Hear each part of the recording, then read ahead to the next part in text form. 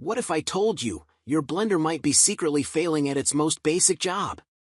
We put 10 top models through the ultimate torture test, crushing ice, pulverizing nuts, and liquefying fibrous greens, and the results will shock you.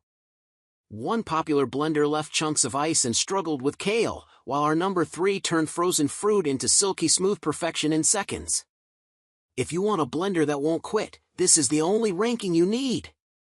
Starting at number 1. Vitamix 5200 Blender. The Vitamix 5200 has been pound for pound, and dollar for dollar, the best blender we've tried, including other Vitamix models. It excels at making smoothies and, well, anything else you can think to blend. In our tests it produced one of the silkiest drinks, velvety and creamy, not gloppy or overblended. It also crushed ice to perfection and didn't blow out our eardrums doing it. The 5200 is very easy to set up, and the base is heavy but not unbearably so. It features a simple control panel with an on-off switch, a power dial, and a variable speed switch that allows you to choose between using the power dial or just setting the blender to high. It has no extra buttons or specialized settings, but we didn't miss them. This is just a straightforward, efficient, high-performance blender packing a ton of power. Number 2. Breville Fresh and Furious Blender. The Breville Fresh and Furious Blender had a more streamlined design than most other blenders we tested, so it's a good choice if you have a small kitchen but are looking for a powerful high-end blender.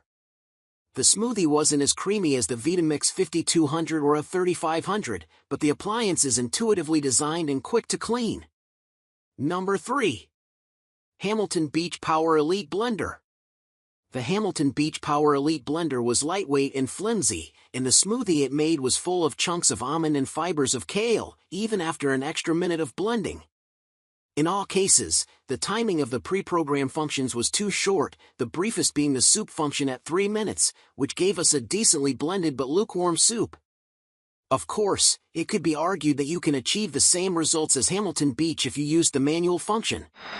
We tried, and it didn't. But since the blend tech is as expensive as Hamilton Beach, its pre-programmed functions should work the same. This particular model of blend tech comes with a mini jar for single servings, which work better since the jar is about a third of the width and kept the ingredients closely contained. Number 4. Vitamix E310 Explorian Blender. The Vitamix Explorian 310 is a more affordable Vitamix option. It's an incredible machine and performed almost identically to the 5200, but it was notably louder. We also like the size and shape of the 5200 a little more. The 310 holds less and is squatter in shape. If you're in the market for a Vitamix but don't want to spend more than $350, this is the model for you. Number 5. Cleanblend Commercial Blender. The Cleanblend blender was mid-tier in both price and function. It's simple and straightforward in design but yielded a gritty smoothie. The blender's only fail was the peanut butter. We began by pulsing the peanuts in short bursts, and half splattered upwards. We scraped it down and tried grinding the peanuts on low, but they constantly lodged underneath the blades. After several tedious minutes, all we got was a finely ground paste. As noted earlier, Cleanblend's 5-year full warranty is unusual for a low-end blender.